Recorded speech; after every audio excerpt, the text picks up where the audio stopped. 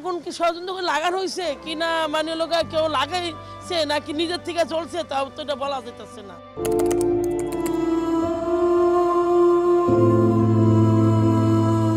ঢাকার মিরপুরে প্রতি বছরই আগুন লেগে মুহূর্তেই পড়ে যায় ঘরবাড়ি, দোকান কিংবা বস্তি। এ যেন এক অদৃশ্য চক্র, যা বছর ঘুরে ফিরে আসে ধোঁয়া আর ছায়ের গল্প নিয়ে। গত 10 মাসেই শুধু মিরপুর এলাকাতেই ঘটেছে 4টি বড় অগ্নিকাণ্ড। রাজধানীর অন্য এলাকাগুলোতেও মাঝে মধ্যেই অগ্নিকাণ্ডের খবর লেগেই থাকে। শুধু ঢাকাই নয়, পুরো দেশ জুড়েই এই ভয়াবহতা। গত 5 বছরে 1,500-এরও বেশি পোশাক কারখানায় ঘটেছে অগ্নিকাণ্ড। প্রতিবারই কিছু প্রাণ ঝরে যায়, কিছু পরিবার শেষ হয়ে যায়, আর আমরা ফিরে যাই স্বাভাবিক জীবনে। গত 14ই অক্টোবর মিরপুরের শিয়ালবাড়িতে একটি পোশাক কারখানা ও পাশের রাসায়নিক গুদামে লেগে যায় ভয়াবহ আগুন।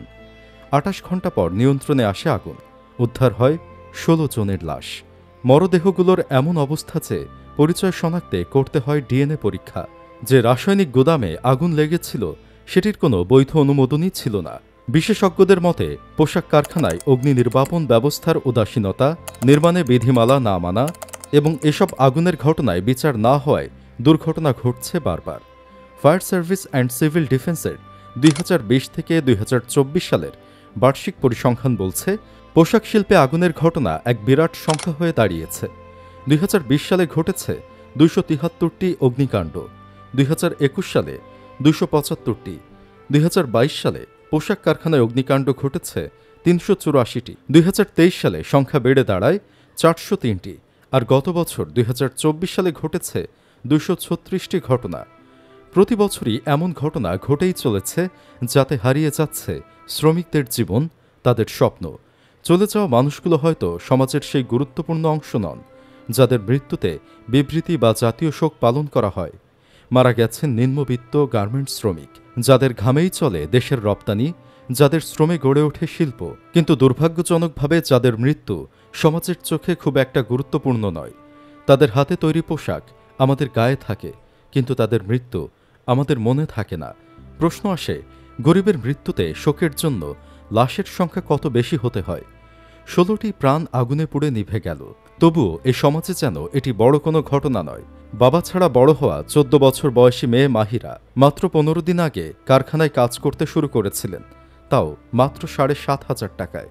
কাজে যোগ দেওয়ার 3 দিনের মাথায় মারা যায় স্কুল ছাত্রী মোনা। 16 বছর বয়সী মুন্নি আক্তারের 6 মাস আগে বিয়ে হয়।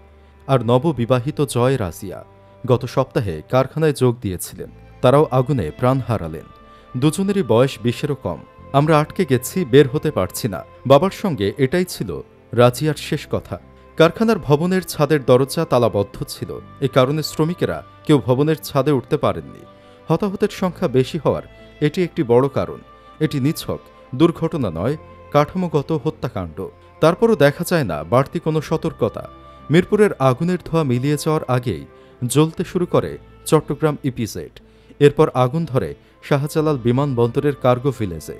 দেশবাসীর চোখের সামনেই পুড়ে গেল শত শত কোটি টাকার সম্পদ। মাত্র 5 দিনের ব্যবধানে দেশে ঘটে গেল 3টি বড় অগ্নিকাণ্ড, যার প্রত্যেকটি নিয়ন্ত্রণে আনতে বেগ পেতে হয় ফায়ার সার্ভিসের কর্মীদের। সবশেষে প্রশ্ন একটাই, কবে পরিবর্তন হবে দেশের এইসব অপরিকল্পিত কাঠামো, যেখানে নিরাপত্তার চেয়ে অবহেলাই বেশি মূল্য পায়?